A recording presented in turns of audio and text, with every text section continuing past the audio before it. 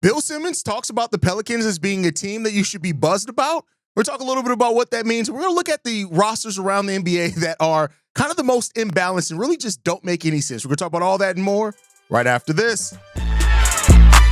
Welcome to the number one place for your daily basketball news and analysis, NBA Central.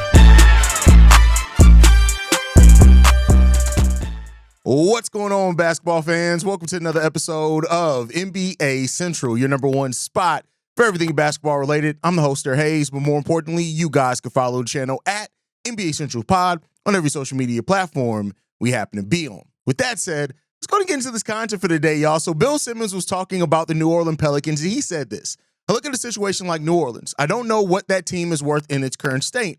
I don't know what it's worth with that. Like playing in the Smoothie King, playing in the market that clearly has not responded to basketball in the same way that these other markets. And it's like if somebody bought them and just moved them to Seattle and paid everybody relocation fees, and then you didn't have to split your media rights. That seems like where this is headed. And I think I'm just going to say it, I think there's some buzz starting that way that this New Orleans thing maybe is the situation. Now, most people will remember when the Hornets moved to New Orleans, it was after they played a little bit in OKC, which then kind of generated the buzz of OKC being, a good city for basketball, which eventually got them the OKC Thunder, which the Seattle Supersonics moved to.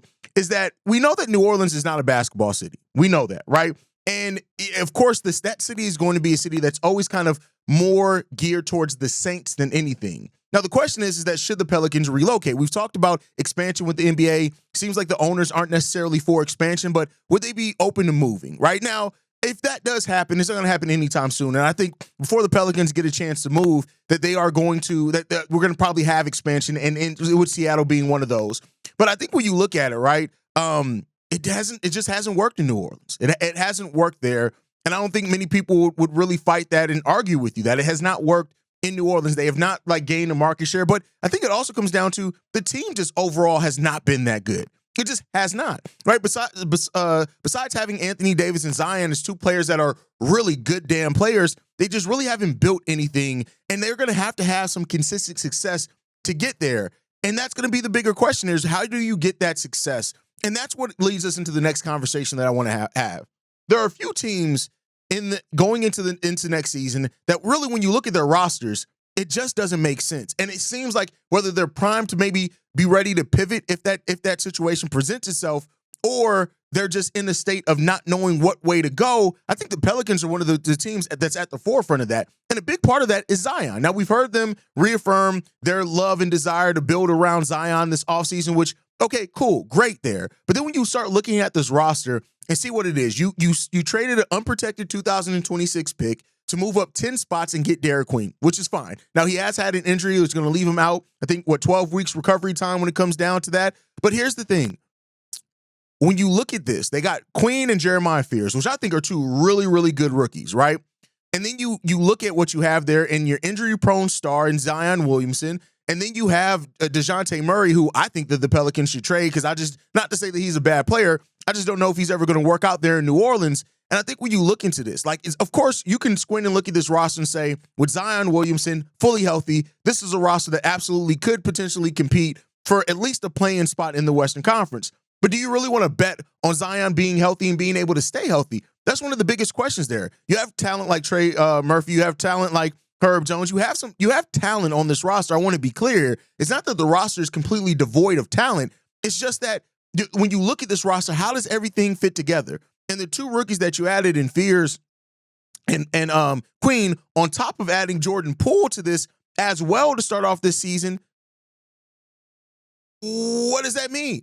What does that mean? And that's the question that we all have when it comes down to this. It's just, I don't know how this ends up working out for the New Orleans Pelicans. Like their roster is in this weird state where you have these players that you can look at and say, all right, bet these are win now players. Cool. Let's keep it pushing with these guys on the roster. But you still look at it as well and say, but yeah, okay, you have win now players, but how does it all fit together? Does DeJounte Murray and Jordan Poole work as a backcourt? Where does Jeremiah Fears work into that, both in the future and in the present? Right? You're looking at that. You have Jose Alvarado there, who's a pretty damn good backup point guard, but like, what does happen there? You got Trey Murphy, Herb Jones, Sadiq Bey, Zion Williamson, Derek Queen, Eve Missy, Kevon Looney. Like, there's a lot of players that you can look at this roster and say, no, there's talent here. Again, there's not devoid of talent, but one thing that we've seen throughout the NBA is that you have to have pieces that fit together on top of the talent. If you don't have pieces that fit together, what's the point of it? And that's where it comes down to as far as a question on what is going to happen with this New Orleans Pelicans team. You know, regardless of moving or anything else, your roster has to be able to compete. I just don't know if I see the Pelicans roster in that place where it all makes sense and come together. Now, coaching can make this all work. We've seen coaching can come in, find your rotation, find your balance, and then you're off to the races. A Zion that's fully healthy clears out so much of that, because then you're having players that play off Zion. And I do think Jordan Poole could do that. I do think DeJounte Murray can do that. But it's just, if Zion isn't going to be healthy, and while you're still trying to make sure that Zion's going to be that guy of the future and the present for you, I just think that this roster is in a very weird state overall. But you guys can let me know how you feel on that down below. I know Pelicans fans are going to be at my neck about that. The next team that roster just doesn't really make sense right now is the Sacramento Kings. Now, Sacramento Kings have very questionable balance. You got Malik Monk, Zach LaVine, DeMar DeRozan, Keegan Murray, Domantas Sabonis, right? You have those players with Dennis Schroeder there, Devin Carter as the point guards, you know, maybe there. Devin Carter going into his second year, still an unproven player. You got a player in Nick Crawford as well, or Clifford, who really kind of looked really good in Summer League. But outside of that, like, this is still a roster that just doesn't make sense. When you look at Domantas Sabonis, for example, he called for the Kings to add a point guard this summer. And what they did in that is they overpaid Dennis Schroeder. Now, Schroeder is still a player that can definitely be productive. And watch, now that I called him overpaid, he's going to come and shut me the hell up. But other than that, there's still some questions in regards to that. Then when you look at that, you have Keon Ellis, Zach LaVine, Malik Monk, Devin Carter. It's a team with a bunch of guards, and it's almost like them and the Phoenix Suns, who we're also going to talk about, they're almost at the place now where they're trying to hoard all the guards and see how many guards can you have without having a true point guard on your roster. You got DeMar DeRozan as well, who's a forward right now, but has typically been a guard for the majority of his career. But again, I think he's fine playing small forward. He's shown that now for about 4 or 5 years, actually. You got Nick Clifford that's backing him up as another wing. And then you have, like, everything else is just, what is going on with this roster? And so I look at the Kings and I'm like, listen, this is a team that also brought Doug McDermott back, I think, too. Like, this is a team that there's Chicago Bulls West. And while I'm a Bulls fan, I'm not a dumb Bulls fan. The Bulls roster didn't work. And so this roster looks very similar to that one in a lot of ways. Now, different coaching, different execution, but the Kings seem like a team that's very prepped and ready to make a big move when it's all said and done. And I guess we'll see how that shakes out for them. But the Kings are another team that I just look at their roster and it doesn't make sense to me. Now, maybe you can play unconventionally. And that's the thing. Maybe in having a lot of guards that can come all over the place, right, and figure out some things, maybe that actually brings a wrinkle where it makes you more difficult to guard. There's always a chance of something crazy like that working out for teams, and maybe the Sacramento Kings can be that team. But as it stands right now, their roster makes no sense. So let me know what you guys think on that one down below. Now, the next one. Now, while I have been very, very favorable over how the Suns have pivoted, this roster still is in a weird place. We heard yesterday that the Suns plan on Jalen Green being their primary ball handler, which that is okay. I mean, hey, Jalen Green did come into this league as a point guard. That was the original position he was projected to play. Maybe you're hoping to unlock some stuff there. I do think hearing that they were interested in Ben Simmons makes some sense for this roster. But then when you look at it, much like I said with the other teams, not that they don't have talent on this team. I like Dylan Brooks for this team. I think he brings some much needed toughness to what this team needs. I think Ryan Dunn is shaped up to maybe have an explosion this year as well. I love the Mark Williams trade and what that does for them, having Mark Williams and Nick Richards while you're waiting on Kaman Malawak to develop. And then once he does develop, you can trade either Mark Williams or Nick Richards. And I still think get a nice deal back when it comes to that. You got Grayson Allen, who's a really good shooter, solid defender. You know, yeah, dirty player, but at the end of the day, like, he's a good teammate. All his teammates seem to love him when it comes down to that. Then, like, so it's weird. And then you also have Rasheer Fleming, who you drafted as well, who I do think, if you're looking at a long-term pairing with Kaman Malawak or for Mark Williams, that matter, I think there's a lot to say. I think Rasheer Fleming has first-round talent when it all shakes out, and we're going to look back on it and be like, how did people let him get to the second round? and that's perfectly fine. But this is all predicated by Devin Booker. And while he has been a solid playmaker off his scoring, you still need better playmaking than that. When we've seen Devin Booker at his best, it was after the Chris Paul acquisition. That's really when Devin Booker took off into another stratosphere as a complete player, not just a scorer. And I would think that the Suns who've seen that would want to pair him next to the best point guard that they can possibly get on the market. They should have been a team that should have been there trying to get Lonzo Ball. They should have been a team that was a little bit more active in getting some of these other point guards. So now that you're counting on Devin Booker, Jalen Green to take on the majority of your point guard duties, this is a team that needs a floor general, and they need it like tomorrow. I think a floor general would get better out of their fives, and Nick Richards and Mark Williams even help develop Kaman Malawak. I think those are all things that are there. But this is a team that just doesn't have that. They have some solid bigs. They have some solid talent, both in the now and in the future. They just don't have that point guard. And like I said, because we've seen it. We've seen how much Devin Booker excels and looks better when he has that point guard next to him.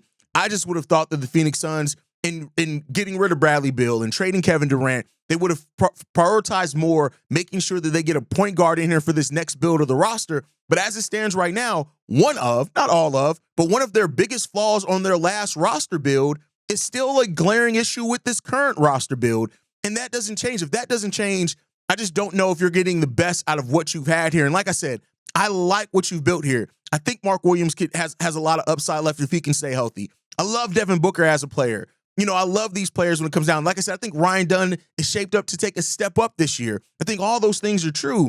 But until you have that player that's really there, that point guard, that floor general to bring it all together, I just don't know if you're going to get the most out of what you can on this roster. And that's really what it comes down to. But let me know what you guys think on that down below. Last team I want to talk about is the Charlotte Hornets. Now, most of you may know I host a daily NBA podcast over on Locked On NBA with Doug Branson, who is a Hornets fan. He hosts Locked On Hornets. And the thing with this is that I'm looking specifically at their wing rotation. It's a very confusing rotation here. You have Con Knuppel, right, who you just drafted, Liam McNeely, who I would think that you want to develop, along with Brandon Miller, Miles Bridges, Grant Williams, Tajon Saloon. Like, you just have that forward rotation. It's so many players there, and a lot of those players need to develop. Let's take the players that don't need to develop out of the equation. Miles Bridges, he is who he is. It is what it is at that point. Grant Williams, he is who he is, even if he makes the final roster.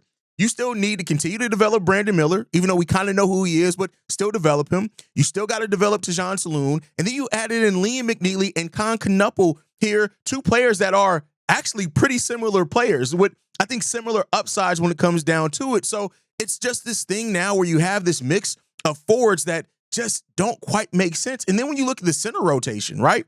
Moussa Diabate, Mason Plumlee, Ryan Kalkbrenner, who actually like the draft pick of Ryan Kalkbrenner. Like, Diabate is a player that you definitely need to develop. No doubt about that. I think he has really high-end, talent there that could develop overall. But you just look at all this. And then, not even to mention, Colin Sexton and LaMelo Ball. Now, I think the thought process behind adding Colin Sexton is that on your time periods where either LaMelo is not on the court and sitting down and resting, or when he's out with injury, you have a point guard who can simulate some of the play style, not the caliber player, but the play style. But it just seems like right now they're over-indexed on a lot of players in a lot of positions without really truly knowing what any of these guys can bring to you in the long run. And so I think you're going to have to figure that out. You also added in Josh Green and Pat Connaughton as well to this. This is just a roster that training camp is going to be really interesting to see how it shakes up for the Hornets, because you're going to have a lot of players gunning for positions. And I do think you're going to see some of these talented young players that are probably better suited to get NBA and develop on NBA minutes be down there in the G League. And that's just a tough pill to swallow. So, we shall see what's going to happen. But let me know what you guys think down below on these rosters. Which one do you think makes sense? Which one do you think could surprise the most this upcoming season? Let me know that down below. Make sure you guys are following us at NBA Central Pod. You send us any feedback, questions, comments, concerns, NBA Central Show at gmail.com. And then lastly, if you want to leave a text message and our voicemail for the mailbag, the number to do so, 773-270-2799. We are the number one spot for everything basketball related. And I'll see you guys the next time I feel like making a video, probably tomorrow. Peace, y'all. This has been a presentation of the Breaks Media.